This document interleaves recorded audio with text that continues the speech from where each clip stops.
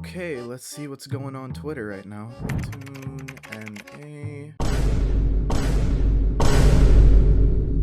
Ladies and gentlemen, and all you amazing people, we are so back. We cannot be more back than we are right now. Nintendo, on a random ass Tuesday, decided to drop the two biggest announcements to Splatoon ever. And today, we will be analyzing and talking about the new, just announced, first of its kind, Splatoon spin-off game.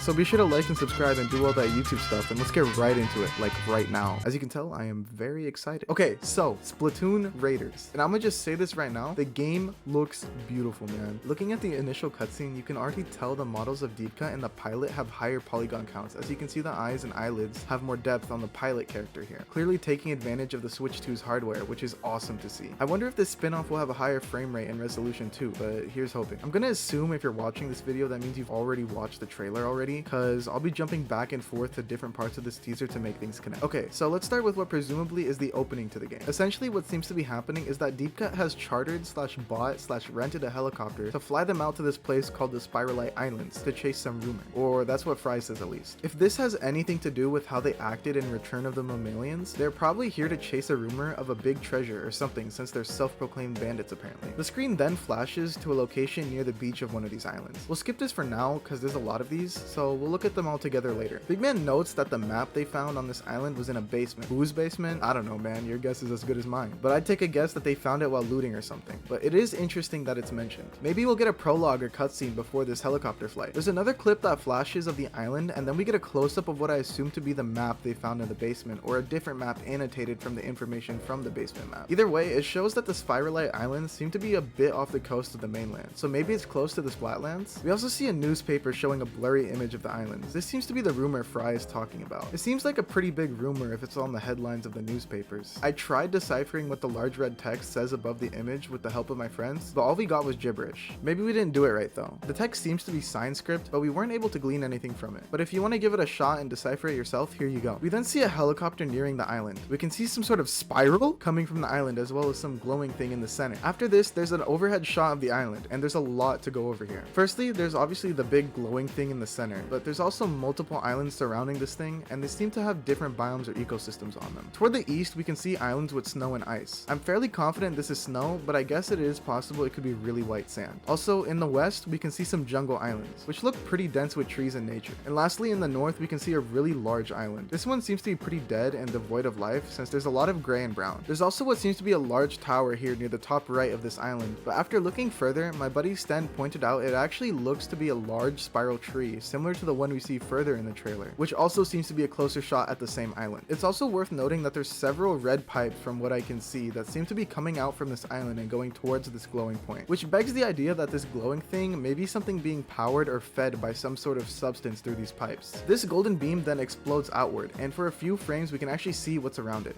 but there doesn't seem to be much other than some small ruins sticking out of the water. The explosion rocks the helicopter and causes it to spiral and then crash, as we see later in the teaser. Also, Fry, why are you upside down right now, bro?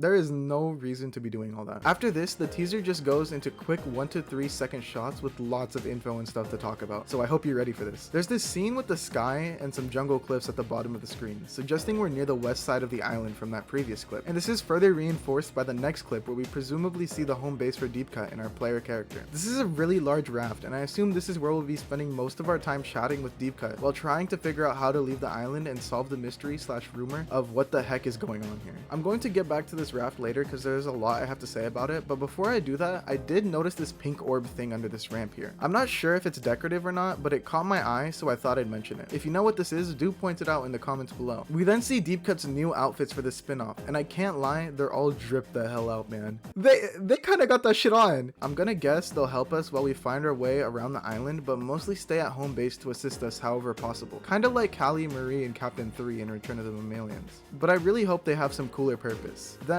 we finally get to see the character we'll be playing as most likely within this game. All we know about her from the Twitter posts and these teasers are that she's a mechanic and that she most likely was the one that piloted the helicopter in the beginning cutscene, because of this clip near the end of the teaser where Fry is helping the pilot out. I don't know why, but I feel like the customization screen for this game is gonna be so cool. I'm really excited to learn more about this character. I'm really a big fan of the engineering / mechanic archetype characters like Marina, Robbie, and Pura, so this might be my new favorite playable character. Who knows? We'll see this character a lot from now on, so so I'm just gonna refer to her as the mechanic from now, since that's what SRL seems to be calling her. This specific clip shows the mechanic's ink tank or backpack thing, which she presumably made herself alongside her weapon, which we can see in a later clip. This ink tank is crazy though, like it's huge. That's a lot of ink. It looks to be made out of a portable gas stove with a propane tank serving as the ink tank. There's also this pot here and this fan thing on the left. I'm not sure what this fan's purpose is, but it does look like it's connected to the ink tank in some way to spray ink. So maybe it acts like some sort of sprinkler. The pot on the right seems to be used to hold another weapon for the mechanic to use. And in the next clip, we see that there's another scrappy handmade splatter shot inside it. Maybe we'll get to bring 2 weapons with us when we travel. The splatter shot in the pot looks like it's the same as the one the mechanic is holding as well. And while we're on this topic, I'm a big fan of how the new splatter shot looks. You can clearly tell where the original parts are from. The trigger is from some old hot glue gun, the muzzle was an old funnel, and the ink reservoir is a soda bottle connected to the gun with a hose. I also want to point out that the mechanic has a new hairstyle and even some freckles. Does this mean that there's more customization options in Splatoon Raiders? Well, probably, considering we're seeing new ones right here. And they look really good. The mechanic is wearing a different outfit than what she was wearing when she pulled out of the helicopter. Maybe Deep Cut gave her this outfit or something? Either way, it looks really cool. It really sells the mechanic vibe for me. You can even see a wrench and other tools in her pocket. We then see some more shots of the mechanic chilling with Deep Cut. Shiver's fishing, Fry is stretching while the mechanic is doing whatever this is, and Big Man is being Big Man. I noticed that Fry, Shiver, and Big Man have all adjusted their basic clothes to presumably better fit the environment. Fry cut up her baggy pants, Shiver took off her translucent coat, and Big Man, well, I guess he isn't ever really wearing clothes anyway, but he did take off his mask hat thingy, and also, oh my god, stop shooting at Big Man, what are you doing? Actually, on second thought, it seems like he's wanting the mechanic to do it, so maybe he offered to be a test subject to see if the weapon works, or maybe he's a replacement for the test dummies that are suspiciously absent from this large platform. Hey!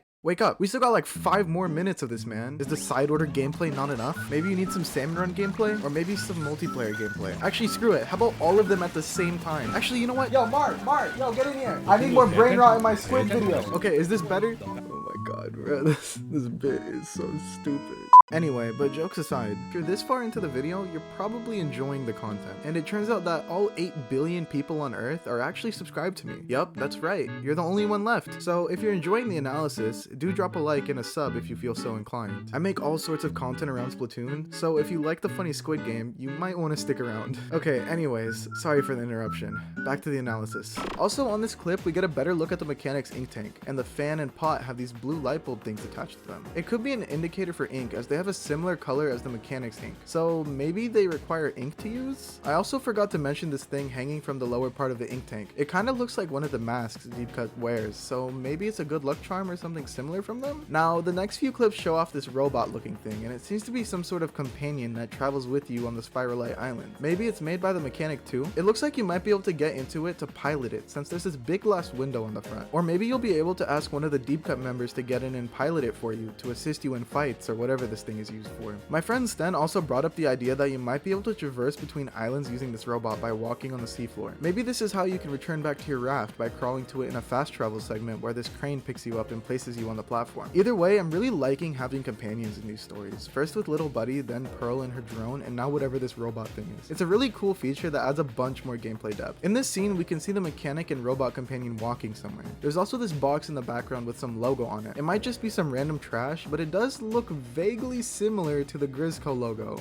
though maybe not quite. Circling back to those environment shots, we can see in the backgrounds what seems to be rusted and bent spoons or something. At least that's what they look like to me. Then there's also these large stone statues, which to me could either be those handheld pepper mills or some sort of chess piece like a pawn, but I might be reaching. In the first robot clip, we can also see the structure in the background, which kind of reminds me of structures around Sockeye Station and other Salmon Run maps. The Salmonids are kind of known for having cooking utensils and food items around their territories, so with the spoons, pepper mill statues, and vaguely Grizzco reminiscent logo alongside that strange structure could mean that the main threat could be Salmonids or something related. Again, this is kind of a reach though, as I feel like most of my evidence is circumstantial at best, but I am interested to see what the enemy will be on this island when we're given more info. The trailer ends with Deep Cut and the mechanic, who I presume to be the pilot recovering from the helicopter crash. And that's the trailer. It was a really short one, but we still have some things to go over, so let's tie up some loose ends real quick. Starting off with the home base slash raft thing. As I said earlier, I do think this is where where deep cut will reside mostly. How this thing appeared, I have no idea. Maybe the mechanic made it? In this large shot, we can see a few things. This large open platform near the water, this workshop area with a table in the center, and a higher up point which I presume to be the quote-unquote command center. This lower area here seems to be a sort of testing ground, similar to the multiplayer lobby in Splatoon 3, as well as the lobby in Side Order. But what's interesting here is that there's no test dummies to be seen at all. So what's its purpose? My guess is that it's used to test out the new mechanic of this game, crafting.